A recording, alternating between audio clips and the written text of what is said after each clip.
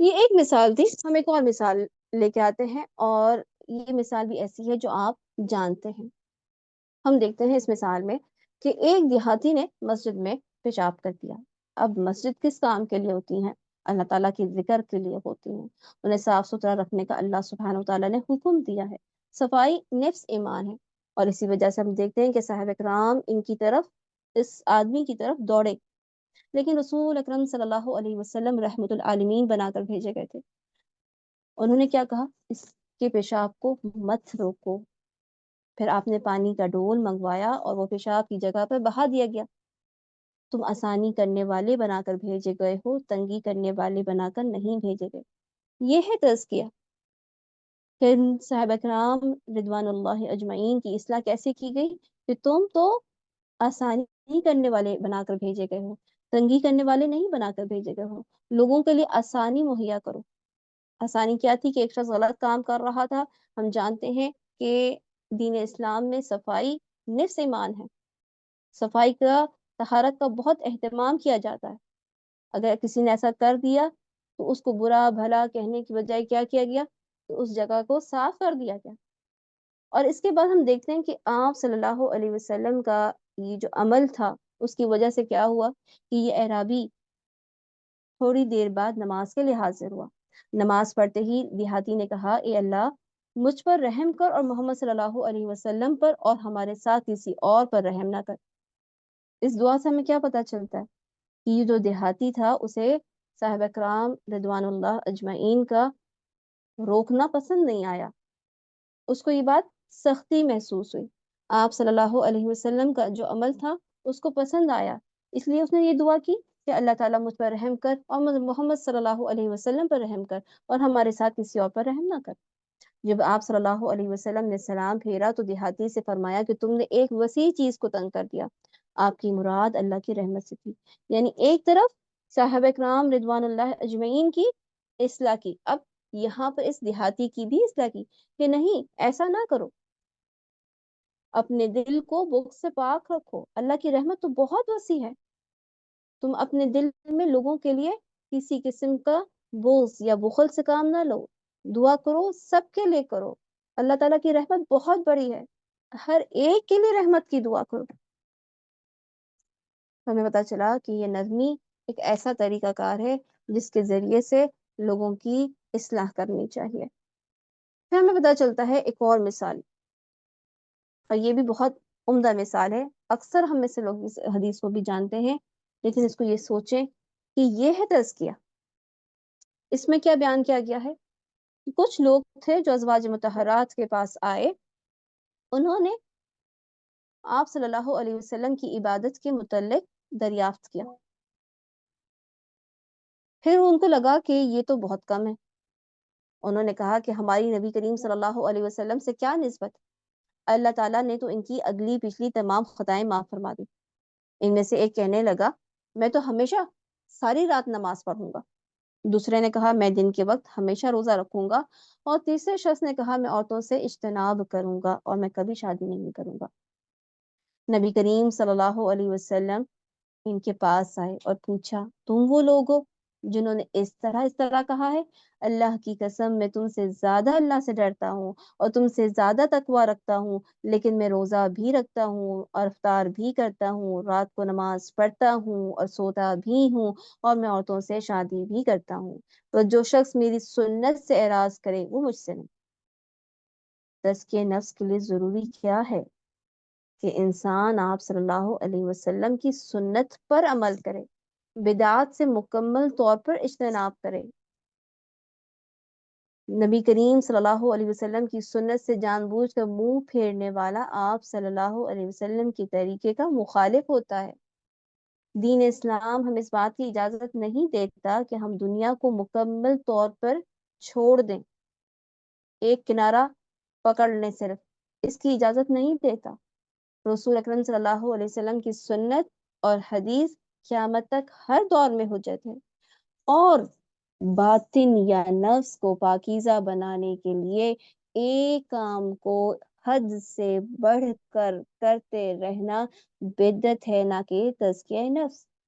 یعنی یہاں پہ جو بات کی انہوں نے تو میں صرف ایک ہی کام، یعنی صرف نماز ہی پڑھتا رہوں گا، روزہ رکھوں گا تو روزہ ہی رکھتا چلا جاؤں گا، شادی کروں گا ہی نہیں؟ دین، مکمل دین، یہ دین فطرت ہے، اس میں ہر کام کا ایک وقت، ایک مناسب طریقہ بیان کیا گیا ہے۔ یہ نہیں کہ ایک ہی عمل لے لیا اور اس کو کیے جاؤ کیے جاؤ کیے جاؤ، یہ طریقہ صحیح نہیں، اس طریقے سے تزکیہ نفس نہیں ہو سکتا۔ تزکیہ نفس کے لیے آپ دیکھیں کہ جہاں یہ حدیث بہت امپورٹنٹ ہے، معاذ رضی اللہ عنہ بیان کرتے ہیں کہ میں نبی کریم صلی اللہ علیہ وسلم کے پیچھے گدھے پر سوار تھا، میرے اور آپ کے درمیان سے فالان کی ایک لکڑی تھی۔ آپ صلی اللہ علیہ وسلم نے فرمایا، معاذ، کیا تم جانتے ہو کہ اللہ کا اپنے بندوں پر کیا حق ہے؟ میں نے عرض کیا، اللہ اور اس کے رسول بہتر جانتے ہیں۔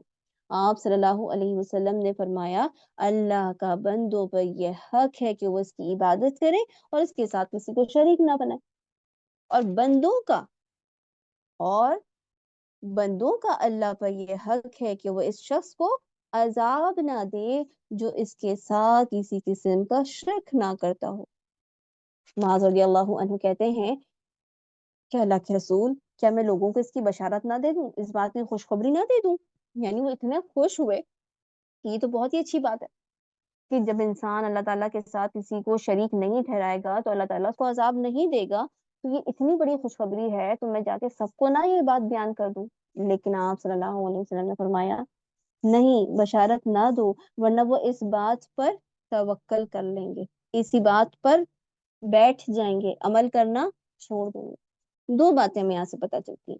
پہلی بات یہ کہ تزکیہ نفس کے لیے کس چیز کی ضرورت ہے کہ انسان اپنے دل کو غیر اللہ کی محبت سے پاک کر لے، اللہ تعالیٰ کے علاوہ کسی کو عبادت کا لائق نہ سمجھے، اللہ تعالیٰ کے علاوہ کسی اور کے آگے نہ جھکے، توحید ربوبیت، توحید الوہیت، اسماء و صفات میں کسی کو شریک نہ کرے، یہ پہلی بات۔ اور دوسری بات یہ کہ توحید خالص پر ہونے کے باوجود بھی عمل صالح کی طرف توجہ دے، یعنی صرف توحید کو ہی کافی نہ سمجھ لے اپنے لیے اور اپنے نفس کو پاک نہ سمجھنا شروع کر دے، بلکہ اس کو کیا کرنا چاہیے؟ فاستبقوا الخیرات، اس کو نیکیوں میں آگے بڑھنا چاہیے۔ اللہ تعالیٰ فرماتے ہیں، فَلَا تُزَكُّوا أَنفُسَكُمْ هُوَ أَعْلَمُ بِمَنِ اتَّقَىٰ، بس تم اپنی پاکیزگی آپ بیان نہ کرو، وہی پرہیزگاروں کو خوب جانتا ہے۔ اللہ جانتا ہے کہ کون متقی ہے، اپنے بارے میں خود بیان نہ کرو کہ ہم بہت اچھے ہیں یا بہت متقی ہیں۔ تو تزکیہ نفس تو کیا تھا؟ کامیابی کا پہلا اصول۔ دو باتیں رہتی ہیں ہماری، ایک کیا ہے؟ دوسری ہے ذکر، تیسرا ہے نماز۔ اور اس نے اپنے، یعنی وَذَكَرَ اسْمَ رَبِّهِ فَصَلَّى، اور اس نے اپنے رب کا نام یاد کیا، بس نماز پڑھی۔ یہ ذکر بہت بڑی چیز ہے، گناہوں سے بچنے کے لیے لازم ہے کہ آدمی فرض نماز ادا کرتا رہے اور ہر حال میں اپنے رب کو یاد رکھے۔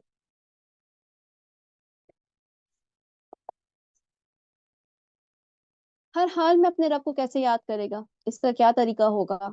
تو بات یہ ہے کہ رسول اکرم صلی اللہ علیہ وسلم نے ہمیں ہر وقت کے لحاظ سے ہر کام سے پہلے مسنون ذکر سکھائے ہیں، صبح اور شام کے ذکر، رات کا اذکار آپ صلی اللہ علیہ وسلم نے ہمیں سکھایا۔ اس کے علاوہ کھانے سے پہلے کی دعا، کھانے کی بعد کی دعا، سونے سے پہلے، اٹھنے کے بعد، چھینک آنے پر، شادی کرنے والے کے لیے، سفر پہ جانے سے پہلے، ہر وقت کے حساب سے اللہ سبحانہ وتعالیٰ نے رسول اکرم صلی اللہ علیہ وسلم کے ذریعے ہمیں اللہ کو یاد کرنے کا طریقہ بیان فرما دیا۔ اس کے بعد ہمارے لیے کوئی گنجائش نہیں نکلتی کہ ہم رب کو یاد کرنے کے لیے اپنی مرضی کے خود ساختہ قسم کے وظائف جو ہیں وہ نکال لیں۔ تو یہ بات بھی لازمی جان لینی چاہیے کہ جب ذکر کیا جائے تو صرف ذکر کافی نہیں ہوتا جب تک آپ عملی طور پر اس کا ثبوت نہ دیتے ہو، یعنی صرف زبان سے صرف لا الہ الا اللہ کہہ دینا یا صرف توبہ توبہ یا استغفر اللہ ثابت کرتے رہنا کافی نہیں ہوتا، کیونکہ اس کے لیے ضروری ہے کہ انسان اپنی عملی زندگی کو بھی اس کے مطابق کرے۔ اگر وہ استغفار کرتا بھی ہے تو اس کے لیے لازمی کیا ہے کہ وہ واقعی توبہ بھی کرے، یعنی اس چیز کو چھوڑ بھی دے جس کے لیے وہ استغفار کر رہا ہے۔ ہم دیکھیں کہ آپ صلی اللہ علیہ وسلم نے کتنی جامع طریقے سے، کتنی خوبصورت ذکر سکھائے ہیں، جس میں سے ایک خوبصورت ذکر یہ ہے: سبحان اللہ و بحمدہ، عدد خلقہ، ورضا نفسہ، وزینت عرشہ، ومداد کلماتہ۔ ام المومنین جویریہ رضی اللہ عنہا بتاتی ہیں کہ نبی کریم صلی اللہ علیہ وسلم صبح کی نماز پڑھنے کے لیے ان کے پاس سے باہر نکلے اور چاشت کے وقت واپس آئے تو دیکھتے ہیں کہ حضرت جویریہ رضی اللہ عنہا اللہ تعالیٰ کا ذکر کر رہی ہیں۔ اس میں نبی کریم صلی اللہ علیہ وسلم نے انہیں بتایا کہ آپ صلی اللہ علیہ وسلم نے ان کے پاس سے چلے جانے کے بعد 4 کلمات پڑھے، اور اگر ان کا مقابلہ کیا جائے ان سب کلمات سے جو انہوں نے صبح سے اب تک پڑھے ہیں تو اجر کے اعتبار سے وہ کلمات ان کے برابر ہو جائیں یا ان سے بھی زیادہ وزنی ہو جائیں۔ پھر نبی کریم صلی اللہ علیہ وسلم نے ان کلمات کی وضاحت فرمائی کہ وہ کلمات کون سے ہیں: سبحان اللہ و بحمدہ، عدد خلق۔ سبحان اللہ و بحمدہ کیا مطلب ہوا اس کا؟ کہ اللہ کی حمد و تسبیح بیان کرتا ہوں۔ کتنی کرتا ہوں؟ اس کی مخلوق کی تعداد کے برابر۔ اب اللہ تعالیٰ کی مخلوقات کتنی ہیں یہ کون جانتا ہے؟ یہ تو صرف اللہ ہی جانتا ہے۔ اس کی رضا کے باقدر، اس کی رضا کے باقدر کیا مطلب ہوا اس کا؟ کہ ایسی تسبیح بیان کرتا ہوں جس سے اللہ سبحانہ و تعالی راضی ہو جائے، نیز اس کے عرش کے وزن کے برابر۔ ایسی عظیم مخلوق عرش، اس کا وزن اللہ ہی کو معلوم ہے کہ کتنا زیادہ ہے، اس کے برابر میں تسبیح بیان کرتا ہوں، اور پھر اس کے کلمات کی روشنائی کے برابر۔ اس کے بارے میں بھی کس کو علم ہے؟ تو سبحان اللہ، اللہ سبحانہ وتعالیٰ کے نبی صلی اللہ علیہ وسلم نے ہمیں کس قدر خوبصورت تسبیح بیان کرنے کا طریقہ سکھایا۔ پھر یہ بھی جان لیں کہ اللہ تعالیٰ کا ذکر فلاح و کامیابی کا حاصل کرنے کا ذریعہ ہے، جہنم سے بچنے اور جنت کے حصول کا ذریعہ ہے۔ جیسے کہ حدیث میں آتا ہے کہ ابن آدم کا کوئی عمل ایسا نہیں ہے جو اسے اللہ کے ذکر سے زیادہ اللہ کے عذاب سے نجات دلانے والا ہو۔ یعنی اللہ کا ذکر سب سے زیادہ ایسی چیز ہے جو انسان کو اللہ کے عذاب سے نجات دلا سکتا ہے۔ ہم دیکھتے ہیں کہ کیا فضیلت ہوتی ہے ان اذکار کی جو کہ آپ صلی اللہ علیہ وسلم نے ہمیں سکھائیں، جس سے اس میں سے ایک ذکر کیا ہے: لا الہ الا اللہ وحدہ لا شریک لہ، لہ الملک ولہ الحمد وہو علی کل شیء قدیر۔ اللہ تعالیٰ کے سوا کوئی معبود برحق نہیں، اس کا کوئی شریک نہیں، اسی کی بادشاہی ہے اور اسی کے لیے تمام تعریفات ہیں، اور وہی ہر چیز پر قادر ہے۔ اس کی فضیلت کیا ہے؟ پہلی بات کیا کہ اس کو 100 مرتبہ پڑھنے کے لیے کہا گیا ہے۔ اس کی فضیلت کیا ہے؟ 10 غلام آزاد کرنے کا ثواب ہوگا، نام اعمال میں 100 نیکیاں لکھی جائیں گی، 100 گناہ مٹا دیے جائیں گے۔ اس روز شام تک شیطان سے امن میں رہے گا، اور اس سے بہتر کوئی شخص نہیں ہوگا لیکن جس نے اس سے بھی زیادہ اسے پڑھا ہوگا۔ تو یہ ہے وہ ذکر جو کرنا چاہیے، جس کے اتنے زیادہ فوائد ہیں۔ پھر ہم یہ دیکھتے ہیں کہ آپ صلی اللہ علیہ وسلم نے فرمایا: افضل الذکر لا الہ الا اللہ۔ سب سے افضل ذکر کیا ہے؟ لا الہ الا اللہ۔ افضل ذکر لا الہ الا اللہ کیوں ہے؟ تو بات یہ ہے کہ یہ وہ ذکر ہے جس کی وجہ سے زمین و آسمان قائم کیے گئے، اور اس کی وجہ سے تمام مخلوقات پیدا کی گئی، اور اسی کلمے کی تعلیم کے لیے اللہ تعالیٰ نے اپنے رسولوں کو بھیجا، اپنی کتابیں نازل فرمائی، اپنی شریعتیں وضع کی، اور اسی کی وجہ سے میزان نصیب ہوں گے، اعمال نامے مرتب کیے گئے، اور اسی کی بنیاد پر جنت اور جہنم کا فیصلہ ہوا۔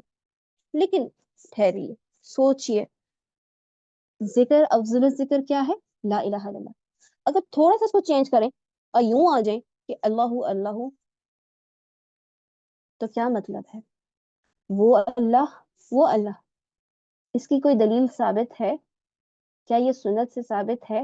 نہیں، یہ سنت سے ثابت نہیں۔ اور اگر عقلی طور پر اس کے معنی پہ غور کیا جائے تو اس کا مطلب ہے وہ اللہ، وہ اللہ۔ اس کو سو ہزاروں کی تعداد میں پڑھنا، اللہ اللہ، وہ اللہ، وہ اللہ، وہ اللہ کیا؟ یہ تو جملہ بھی مکمل نہیں ہے۔ جملہ مکمل کیا ہے؟ اللہ اکبر، اللہ تعالیٰ سب سے بڑا ہے، اللہ تعالیٰ سب سے بڑا ہے، تو یہ ایک مکمل جملہ ہے۔ اب ہم دیکھتے ہیں اس اللہ اکبر کی بات جو میں نے کی کہ جب جملہ مکمل تو کریں، اگر ہم صرف وہ اللہ کرتے ہیں تو کیا ہوگا؟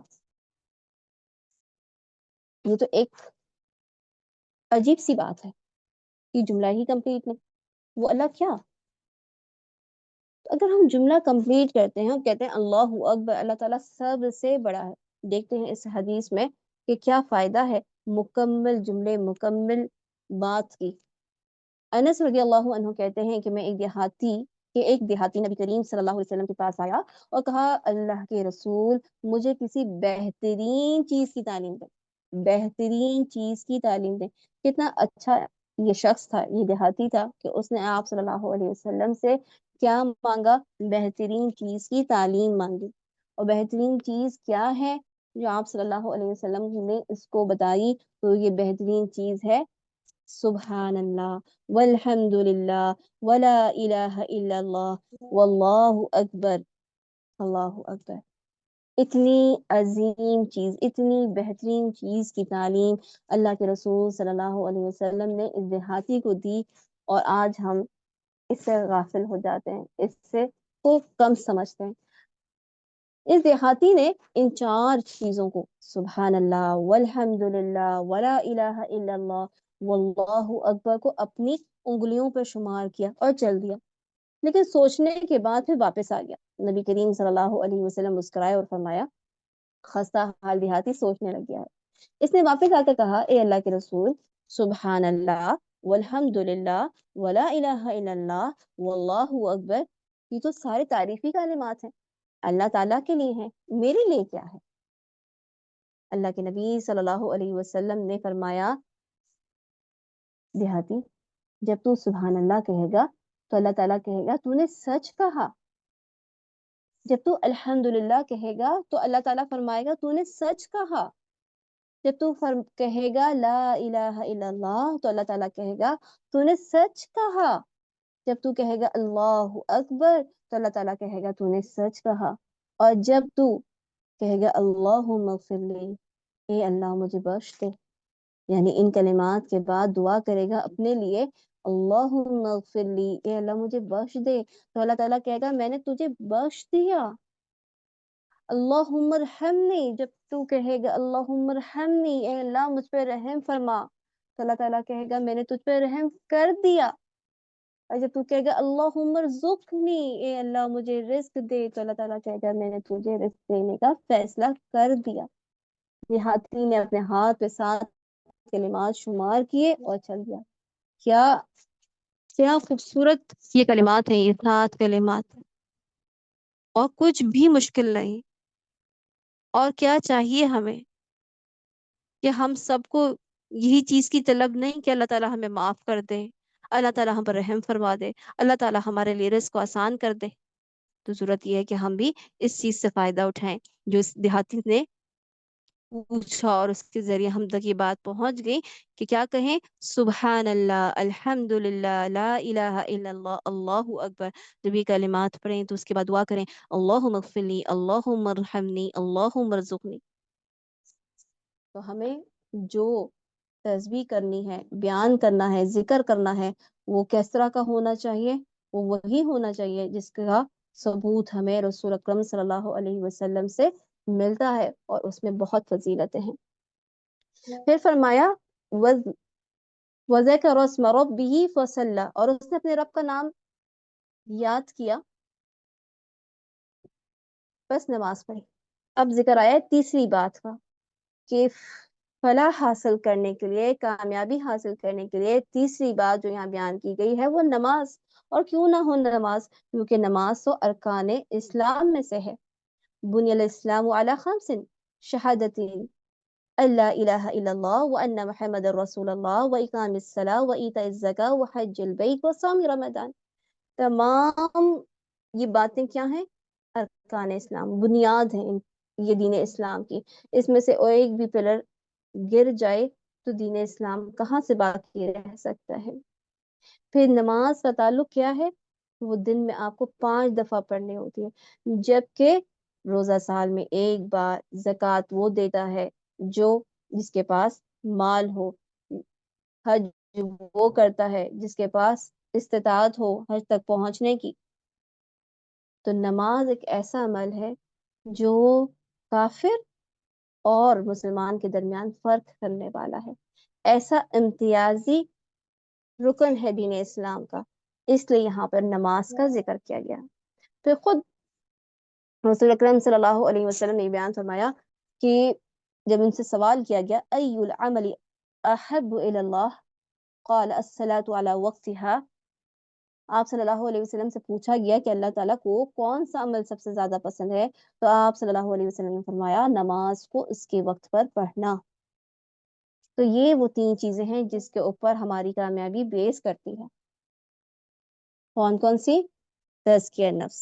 مگر یہ تزکیہ نفس کیسے کرنا ہے؟ آپ صلی اللہ علیہ وسلم کی سیرت کے مطابق، آپ صلی اللہ علیہ وسلم کی احادیث کے مطابق۔ پھر کیا کرنا ہے؟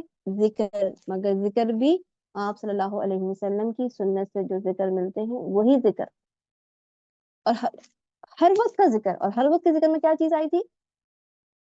کہ ہمیں ہر وقت خیال ہو، گھر میں داخل ہوں، گھر سے باہر جائیں، مسجد میں داخل ہوں، واش روم میں داخل ہوں، وہاں سے واپس آئیں، کپڑے کی تبدیلی کریں، ہر وقت اللہ کا ذکر کریں۔ اور پھر نماز کا خیال کریں، نماز کو پرائیورٹی دیں، وقت پر نماز ادا کریں۔ لیکن ہوتا یہ ہے کہ انسان کیوں ان 3 باتوں پر عمل نہیں کر پاتا؟ اتنی صرف 3 باتیں بتائی گئی ہیں کامیابی کے، اس 3 بنیادی باتوں پر عمل اس وجہ سے نہیں ہو پاتا کہ اللہ تعالیٰ فرماتا ہے بل تؤثرون الحیات الدنیا والآخرۃ خیر وابقا، بلکہ تم دنیا کی زندگی کو ترجیح دیتے ہو، حالانکہ آخرت کہیں بہتر اور زیادہ باقی رہنے والی ہے۔